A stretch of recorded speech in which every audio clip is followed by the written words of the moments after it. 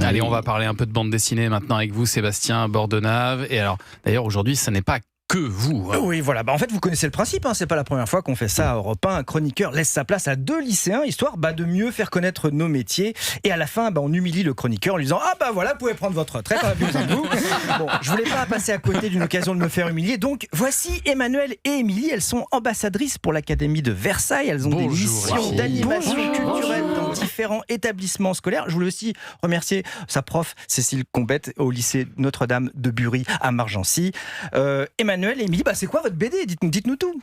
Bonjour à tous. Aujourd'hui, on souhaite vous présenter une BD qui s'appelle Les Grandes Oubliées. Pourquoi l'histoire a effacé les femmes ? C'est aux éditions de l'Iconoclaste. Les illustrations sont de Marie Dubois et le texte est écrit par Tissou Lecoq, journaliste et autrice française. Elle a déjà publié d'autres ouvrages tels que Une époque en or ou encore Honoré et moi. Bref, vous l'aurez compris, ce n'est pas n'importe qui. Les Grandes Oubliées, c'est donc une BD portant un message fort sur la place des femmes dans l'histoire, ou plutôt sur le manque de place qui leur est accordée, y compris dans les manuels scolaires, car si vous ne le saviez pas, aujourd'hui, les femmes ne représentent que 3,2% des personnalités historiques et littéraires dans les manuels scolaires. Et beaucoup de leur parcours restent encore méconnus. C'est donc à travers les yeux d'une petite fille que l'on découvre ces femmes et leur histoire. Une découverte portée aussi par un graphisme auquel j'ai été particulièrement réceptive, ce qui porte bien l'attention de la BD. Les couleurs sont vives et attrayantes, ce qui facilite la lecture.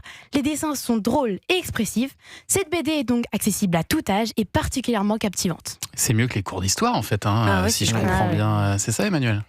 Eh bien oui, en lisant cette BD, on peut apprendre et comprendre beaucoup de choses sur notre histoire au travers des histoires de ces femmes, qu'elles aient été guerrières, scientifiques, reines ou artistes, et pourtant, malgré leurs connaissances, actions, rôles politiques ou talents artistiques, l'histoire officielle les a tout simplement effacées, comme si elles n'avaient jamais existé. Tissou Lecoq explique que l'histoire s'est écrite au masculin pendant des siècles par des hommes et pour des hommes. Elle appelle ça la grande lessive de l'histoire.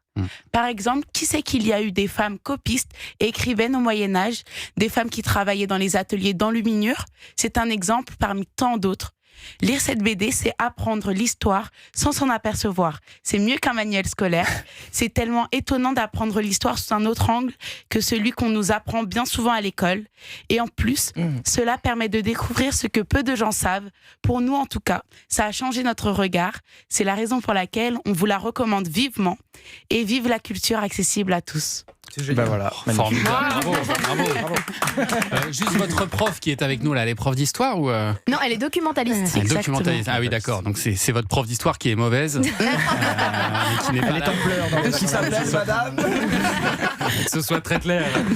Sébastien à la retraite. Salut. C'est ce que j'allais dire. C'est la dernière. C'était la dernière chronique de Sébastien Bordenave. Encore merci pour son travail. Néanmoins, merci. Bravo Sébastien. Et merci à Émilie et Emmanuel. Bravo les filles. Bravo.